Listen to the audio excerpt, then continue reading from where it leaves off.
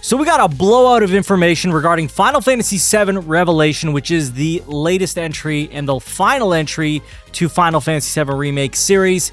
And man, first of all, we got a ton of footage, which, I mean, everybody probably is consumed at this point. But we also got a ton of interviews that happened with director Hamaguchi and a few other comments from the development team. But there is so much to cover, and I want to update you guys on everything. Of course, more interviews could come out over the next 2 days, which I will follow up with updating you guys on what's happening. So be sure to hit that subscribe button, hit that like button, and share the video with a friend. Now let's dive into all of this, and all of these translations come courtesy of Audrey. I will have her stuff linked below for you guys to check out and support her, as well as she's doing wonderful work here. Now let's talk about what has been updated here. There's so much to go over, and I definitely want to keep everybody up to date. First off, in the FF7 Revelation Famitsu interview with Hamaguchi, he explains that Nomura is the one who supervises the outfits for the fit system. The design direction depends on the character, and each character is unique. They also said that outfits can be applied cosmetically too, similar to Final Fantasy XIV Glamour, I suppose, so you can still have the look of another outfit while having abilities of your actual equipped outfit. So this new fit system is supposed to be an entire new layer to the battle system. And the one thing that I noticed watching that trailer was, of course, the obvious thing: the outfits changed completely. And for those of us who are like, hey man, you know what? I don't want the outfits to change. I want it to be a situation where I'm still immersed in what I have come to know as their attire that they wear. And for me, that is fantastic. I'm glad that that's an option. The glamour system type of deal that we see with like other games like FF14 allow us to still maintain the outfits that they originally had, but also take advantage of this fit system. So that's really cool that they added that. And that was one of my concerns, because I was like, I don't know how I feel about the outfits. What if they look, a little too different from what we're used to? Well, in this case, this fixes that problem. So for those of you who are worried about the fit system changing how the characters look too much, well, there's a way out, and they thought of everything. So really, really cool that they added this. Now, Maximilian had an interview with Hamaguchi, and Hamaguchi talks about the fit system and what it is. Basically, there's 4 different outfits, and everybody can use them, and it basically puts them in a role that would allow them to play as a warrior type or a mage type. This basically allows you to build your party however you want, taking the characters that you like for their basic skill sets and then being able to use them in pretty much any way. And of course, as we talked about before, the glamour effect, where you could keep their original outfits as well or switch them to whichever one you want while they are also in that fit build. And Hamaguchi also reveals in a Famitsu interview that the fit job system has a skill tree where you actually level up the fit itself. If you decide to have another character wear that fit, the abilities carry over to them, so you don't need to start from scratch. The battle director Endo specifically wanted to design it in this way. And during an interview with Restart, Chadley's role is apparently, in quotes, a very important part that's related to the main story. He is researching newly awakened weapons and also Meteor 2. Now, I imagine that this could mean that while we do defeat the weapons, he might have them in his battle simulator with a much harder difficulty spike as well. That's just speculation on my end, but I could see that definitely being a case, or fighting all 3 weapons at the same time, if that's possible to do. So really intrigued to see what they do with this. Next, there was some question about, is there going to be alternative endings? Obviously, there was a lot of choice involved in the 3rd game and different outcomes that can happen based on your decisions. Well, Hamaguchi has given us an update on whether there would be alternative endings. And he reiterates in a Famitsu interview that there are no multiple endings, as the game has one definitive end. However, getting there will vary from player to player. He is both excited but also anxious about reactions, but hopes it satisfies fans. And for me personally, I need one definitive ending. I'm not a big fan of like multiple endings, because there's always a question of, okay, what is the canon ending? What isn't the canon ending? There's a lot of question marks that can arise and a lot of gray area when you deal with that kind of thing. So for me personally, I'm very happy there's one definitive ending. I'm actually okay with there being choices that you make and different outcomes for other things. That's totally okay with me, as that was kind of still a thing in the original OG FF7. So, I mean, them doing it here probably on a much larger scale is still okay. Like, I think it allows more replayability, if anything, but as long as they have that dedicated one singular ending, that's totally what I want from them. So again, another great move from Hamaguchi-san, and he's really knows exactly what a lot of us are asking for. Now, of course, we are all wondering about chocobos, right? If you remember in the OG FF7, we had chocobo breeding, and we haven't seen that happen in the Final Fantasy VII Remake series. Well, it doesn't seem like that'll technically be a part of it just yet, but there will not be region-exclusive chocobos, according to Hamaguchi. As he says, FF7 Revelation will be different than Rebirth on how it will handle chocobos, as there will not be chocobos with region-exclusive abilities. Instead, there is a chocobo companion called Pico who will learn different abilities as they grow throughout the journey.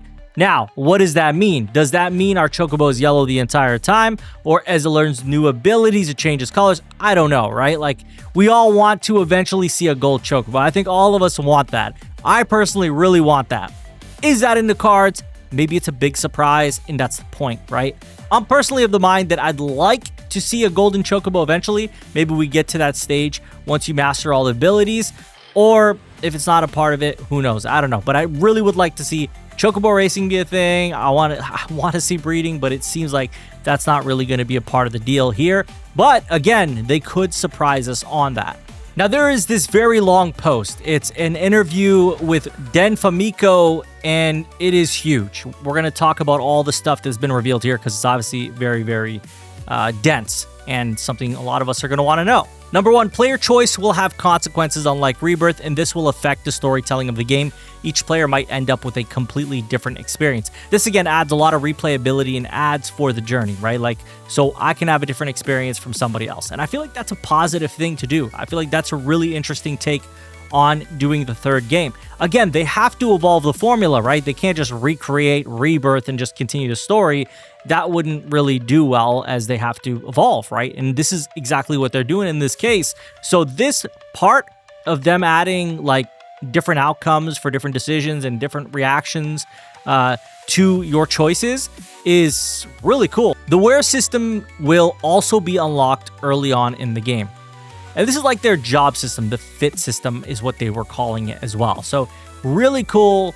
Again, I think this is going to create many interesting builds, many broken builds, many different avenues for us to explore when creating our character setups and taking on hopefully some very challenging side bosses when we think about, you know, the weapons, for example. And I think this will allow for some really creative work. New stories will be told regarding places not explored much in the OG.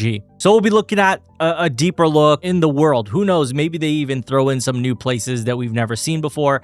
But I feel like there's a lot of room for us to explore more of the world of Gaia, right? Like, I feel like there's so much more there that they could dive deeper into. Now, mind you, they've already really, you know, expanded the universe of Final Fantasy VII, especially within the remake series, where they've told a lot more. Like, we learned more about Avalanche, for example, right? We learned more about the Gi tribe.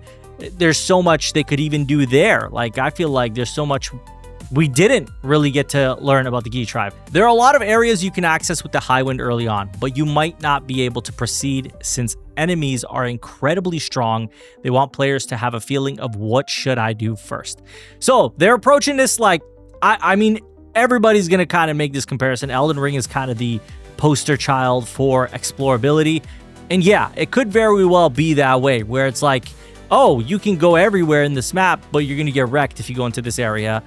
But you can technically go everywhere. Now, mind you, with that said, they obviously do have a linear story that they're telling within that. So it's not like you can go experience something totally different. But if you remember, FF7 was very much this way too. You could explore pretty much the entire map once you got the airship for the most part. There are a few select areas you needed a gold chocobo for. But in this case, like, yeah, you could definitely explore majority of the world with the airship. So it makes sense that they would do that here with this part of the game as well. The scale of the open world feel of the game has greatly expanded. And that kind of seems like an obvious given their previous statement, which was, hey, you can explore the entire world right off the bat. You're just not going to be prepared for the enemies in that area. So for me, hearing that is more like a reiteration of like, hey, this is how big this game's going to be. This is how open this game's going to be. And it seems like if we thought Rebirth was already a big game, that this is going to take it to the next level, which is, again, really awesome. Vincent gameplay allows him to switch between human form and beast mode with one button. There's no time limit, similar to how Yuffie uses her shuriken mode. So for those who don't know, the OG FF7, it was a limit break where Vincent could go into his beast mode, and he had multiple different modes. There was 4 in total, and in this case, he can switch in and out of beast mode on the fly. So it's not a situation where he needs to use his limit break, which makes me question, how do they do the limit break for Vincent? I imagine it's probably the special that he would have otherwise used in beast mode when he would transform on his limit break. So I think that this is a cool change that they're making, and it makes it a little more exciting. Sid is very adept at aerial combat. And I mean, just looking at the trailer, you knew that he was definitely agile. He was able to jump in the air, juggle enemies, all types of stuff like that. And even in the OG, his limit breaks really screamed aerial attacks, with the first one being jump. Vincent and Sid have synergy elements as well as with other characters too. Again, this is to be expected. These are full-fledged characters that they're adding to the game with their own abilities, so it makes perfect sense that they would have synergy attacks as well, and that's just them fleshing out more of this game. Zack will have even more scenes in Part 3 and plays an important role. Now, if you thought Zack was going away, well, surprise, he's not. And they're going to be adding more content around Zack, which makes perfect sense. I mean, they've already gone all out adding him into the game in a major way beyond the scope of the original. And yeah, they kind of got to finish that up. They got to tie those ends and make sure they're explaining what his presence is in this game, why he's there, what this alternate timeline is. If it's a timeline, I don't know.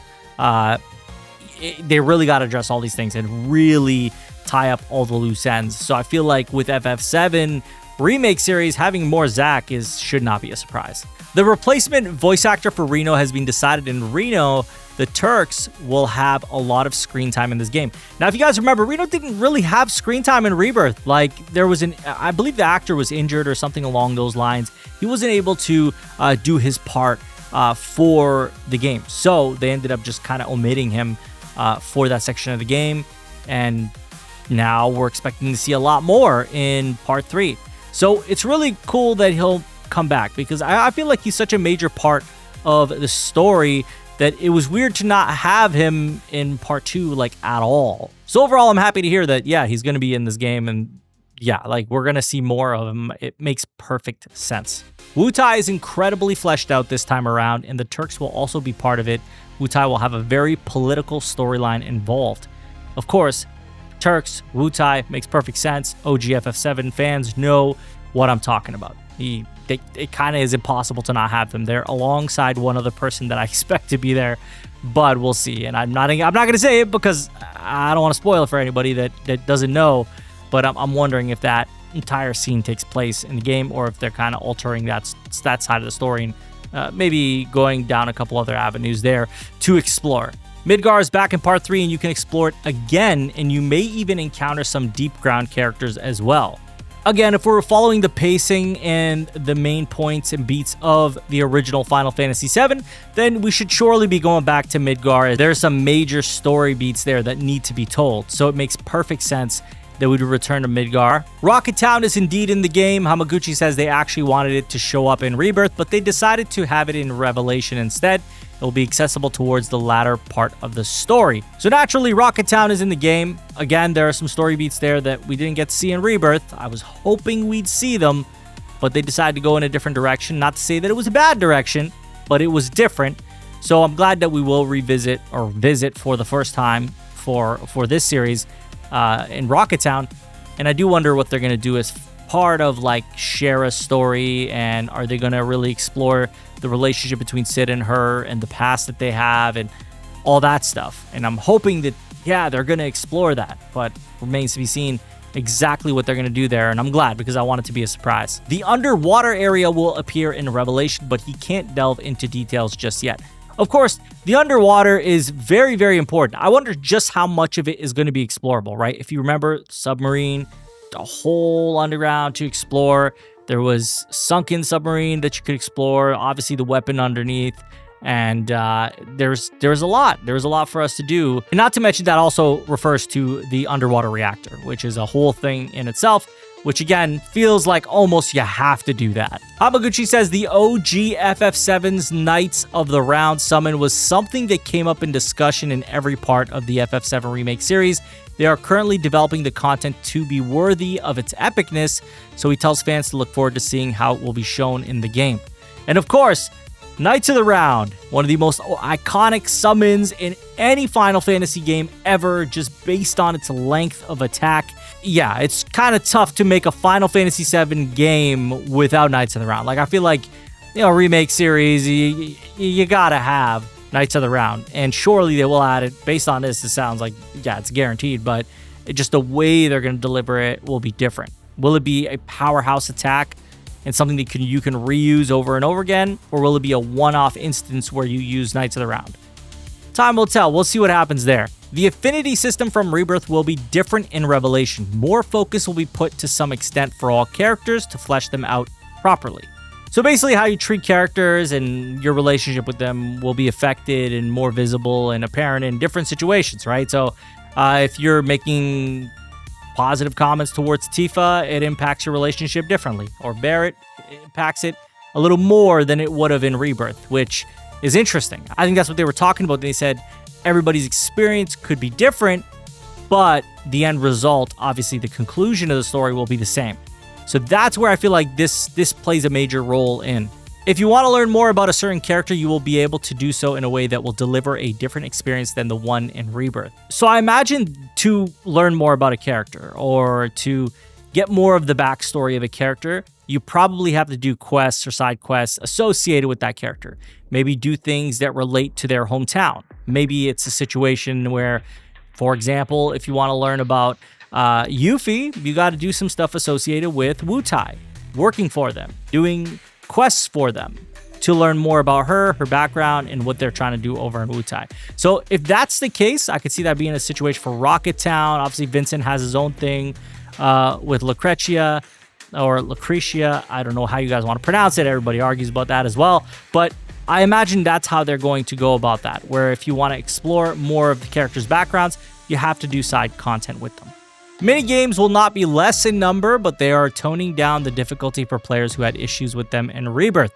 So, guess what? You don't like minigames? Well, there's still going to be minigames, but they just won't be as difficult for those who were bothered by the difficulty. And for me personally, if you played the OG FF7, there were tons of minigames. The snowboarding one was a major one. I need that snowboarding minigame. I really enjoyed it. I loved that part. It was a nice icebreaker between what actually happened, leading up to that point. Like, it was a nice, refreshing moment for me personally. And I actually liked the mini games at Costa del Sol. I felt like it was a nice icebreaker between the serious things that were happening in the game. So I'm glad that they're sticking to their guns on the mini game side of things. But sure, if to appease those who really didn't like them, I think it's great that they made them a little easier for people to handle. The slap fight between Scarlet and Tifa is indeed still in the game and will be a mini game. So of course, the iconic slap fight between Scarlet and Tifa on a cannon is going to still be in the game. And I think that that's great, because obviously that is a moment that a lot of us were curious how they were going to execute it. So really cool to see that it'll still be in the game, and exactly how it's executed will be really interesting as well. Hamaguchi confirms that areas in Rebirth will be accessible, but the terrain has changed due to the awakening of the weapons causing seismic activity. He also says the way you explore some of Rebirth's locations will be different too. So the landscapes are changing because the weapons have awakened, and that's how they're going to incorporate the changes that are happening here. And I think that that's pretty cool too. Like, I feel like them explaining, okay, this is why this area doesn't look the same anymore, adds a little more clarity to it as well. And plus, it makes it stay fresh. Do you know what I mean? Like, you don't want to jump into like, hey, this is exactly the same map as Rebirth's Cosmo Canyon, or this is exactly the same map as Gungaga. Like, I want it to be exactly what they're envisioning here, as far as how this goes. Like, obviously, it'd been a lot easier for them to just reuse those assets exactly, but, it says something that they're going to change things and change the terrain. Like, that really says a lot about how much effort is being put into this game. Hamaguchi was asked if deep ground characters such as Weiss and Nero will appear, and Hamaguchi says while exploring Midgar, you may indeed encounter those characters, so they hope you look forward to it. So it makes sense that on our way back into Midgar that they would really explore more ideas there. And this being one of them, is quite interesting, that this could be a situation here. And I feel like him saying this almost confirms that yes, that will be a case. We will see them again. Whether it's just side content or if it's a part of the main story is another question in itself. Hamaguchi says the FF7 Revelation trailer at Summer Game Fest was the PS5 version of the game. However, the game is indeed playable on the Switch 2 now. The team is looking to refine the PS5 and PC versions first before optimizing the Switch 2, as the game will have a multi-plat launch. So that PS5 version looks exceptional. If you saw that trailer, and especially if you watch it after the stream, the uploaded version of it, man, it is a beautiful looking game. The fact that is on the PS5, the same console that a lot of us were complaining about the performance for Rebirth, where it was very, very blurry, man, it says a lot. This looks great. I think it looks quite good. And that was the first immediate thing I noticed, was just how good the graphics were. I was almost convinced it was PC, but it actually was PS5 gameplay, which screams like, how good is the PC version going to look then? Hamaguchi explains that the Affinity system for Rebirth will be different in Revelation. In Rebirth, Cloud was the central figure whose affinity with characters was developed throughout the game through his perspective. However, with Revelation, more focus is being put to for all characters to depict each of them properly. They want users to be able to understand each character deeply, so it will be different experiences than Rebirth. So it sounds like the Affinity system will be like, you know, hey, Barrett has his own set with everybody else. You know, Tifa has her own set with everybody else. Cloud, same thing. And that adds more of a layer to it as well. Now, there's a few more things added here regarding Zack. Like, obviously, we talked about how Zack is going to be a part of this. Of course, Zack is actually going to have even more screen time than Part 2. And they're also going to explain the idea of multiple timelines through Zack. So there are parts in the story where Zack indeed will appear, or other guest characters will join as playable characters temporarily. Zack is a character whose role is to convey that the world and setting are a little different than the original version. There are elements that differ between the OG and remake series. In the previous game, we showed multiple timelines. However, if they just set it out right, it wouldn't be as cool. Zack helps the player understand that through his role in the game. He plays an even larger role in Part 3 and will bring an even more important gaming experience to the player. So what this all means is like pretty much up to interpretation at this point, right? Of course, Zack is a major part of this game. Again, we've talked about how he's going to play a major role. He's going to be seen a lot more with what Hamaguchi is saying. What it all means as far as scope, well, we'll see what happens. Final Fantasy VII Remake series, of course, has been quite controversial, right? Like, those of us who played the OG had an expectation with Remake to begin with. And they deviated with the first entry. And then the second entry, they deviated as well. With the third entry, it's looking like they're going in the same direction. Like, the end goal seems like it's the same, but the path to how we get there, the story that's being told as we get there, feels like they're doing something different.